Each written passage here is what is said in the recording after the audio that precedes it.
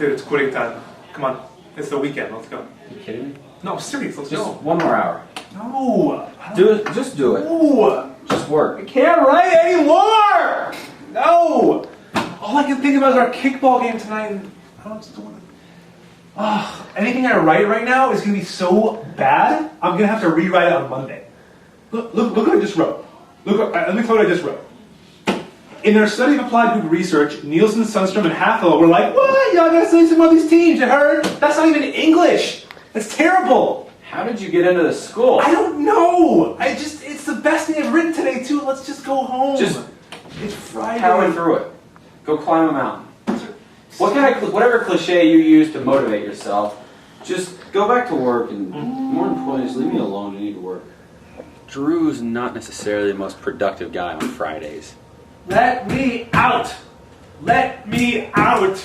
See what I mean? Andy, come rub my foot. You know what we should do? That'll increase our productivity. Don't say second. Second lunch. No. We're not going to eat for 7 hours. We can't eat till after our game tonight. Let's go, second lunch. Come on. I'm hungry. You have food on your desk. Eat that. That's a piece of fruit. I want a vermicelli bowl from Mekong River. Let's go. Come on.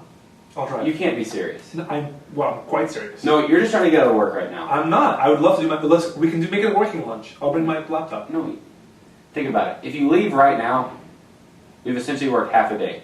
If we wait a couple hours, then we're just leaving a little bit early. We're not skipping out on a half a day of work. We need to be productive. So, get back to work.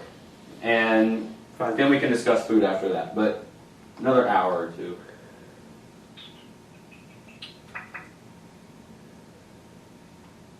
I'm just going to play some music. Is that okay? Yeah, that's fine. Just don't play too loud. Really? You said I can play some music. You're watching The Office. No, I'm working. I'm reading articles, and this is like my favorite songs. I think the Simpsons wrote it. Oh, I'm done. I need a nap. It's Monday. Nappy time. Come on. Man, you didn't work all weekend. Just let's get a couple. Are you kidding me? I didn't work all weekend? First off, Friday, managed the kickball team. Did we win? Yes. Which isn't easy to do with you all. Second, I was in charge of the tailgate party before the football game. Had I not coordinated, how are you going to get your hamburger before the game? You're welcome. And third, I wrote lectures all day yesterday, so my lectures are set up for the rest of the week. Good. So, yes, I actually did do a little bit Good of for work. you. Okay, let's get a couple hours of work in, all right? And we can go home after that. Why don't we work on the questions for Dr. Knapp? Okay, we have that podcast coming up tomorrow. Let's work on those questions, and then we can go home.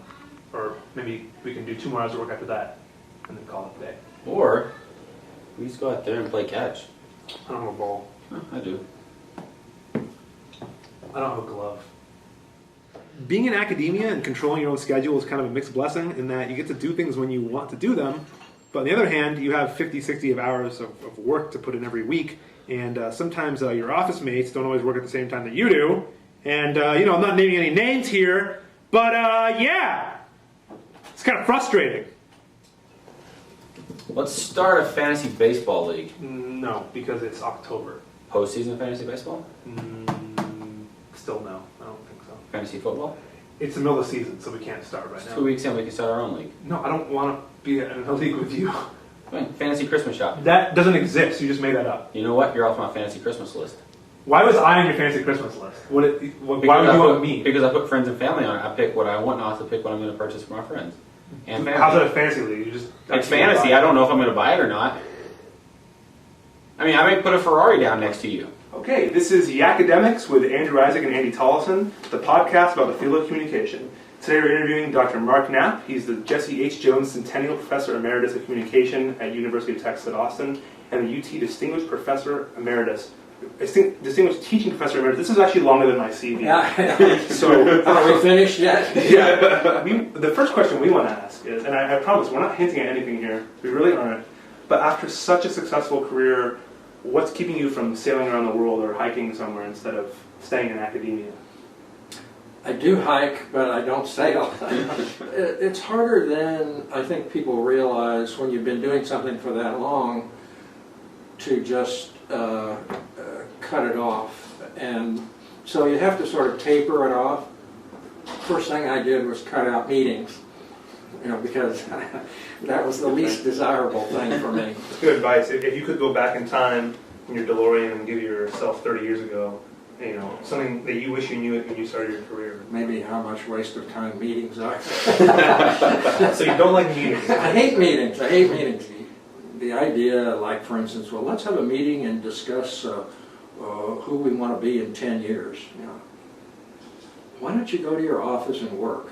That's my idea, rather than having a meeting. Because your work will eventually define who you are in 10 years.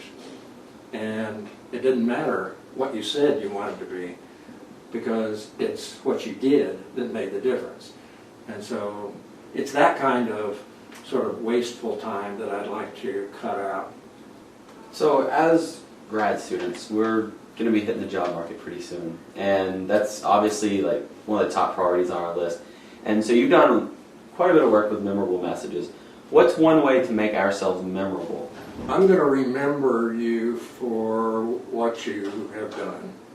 And so the better record you have in research and teaching, the better record you have for being active in the professional associations. Is there any way that if someone kind of gives off a bad impression, how do you rebound from that?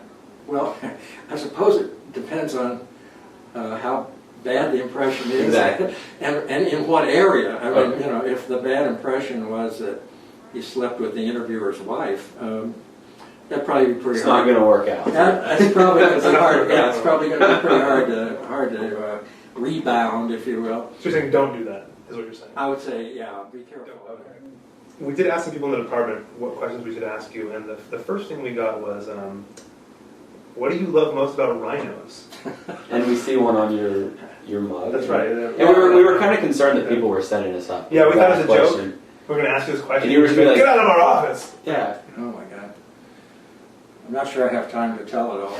But, all right, very quickly. I was an assistant professor at the University of Wisconsin, Milwaukee. In walked some debaters, and they walked over to this other guy's desk. So I heard them talking, and they were saying, well, I like this cat, and I like this dog, And it just, how sometimes you just feel kind of frisky, and, I said, geez, people are causing me to cringe. You're supposed to be the most creative arm of the department, and I hear nothing but cliches. This cat, this dog, and everything. So then they all come over to my desk and they say, well, what animal would you like as a pet? I said, well, something unusual. You haven't mentioned anything like rhinos. And they said, well, rhinos are stupid and ugly, and that's why we wouldn't want them as a pet. I said, look, that's the way discrimination gets started. You don't know rhinos. You've never lived next door to a rhino. You've never had a rhino as a friend, and you're making these judgments about their intelligence, and their beauty and so forth and so on. I said, it's classic discrimination. The next week, people in the department would say, hey, I hear you're the defender of the rhino. And, well, yeah, Then a student comes in and gives me a little wooden rhino and puts it on my desk. I looked it up. He was getting a D, I said, this is not going to help your grade. But I left it on my desk, and then people would come in. So by this time, people had given me more rhinos, and I put them in a bookcase. So I became identified with rhinos. And I had an entire room, one whole room, bedroom, filled with rhinos. Everything you can imagine. Belt buckles, underwear, eyeglasses, everything with rhinos.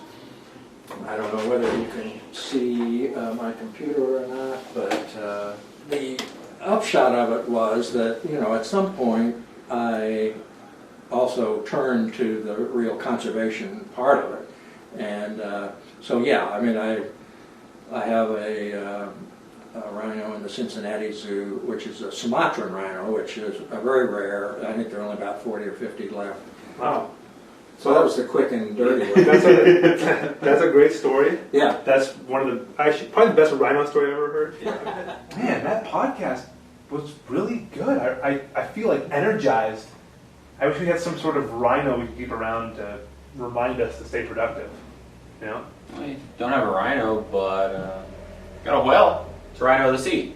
It says so on Wikipedia. Is that right? Yeah. It That works is. for me. This will be our guy here.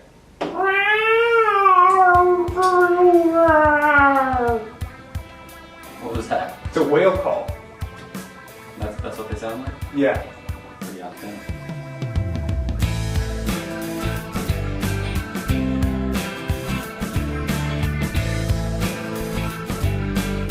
Put your head down, go back to work, produce good things, and focus on being a better professional.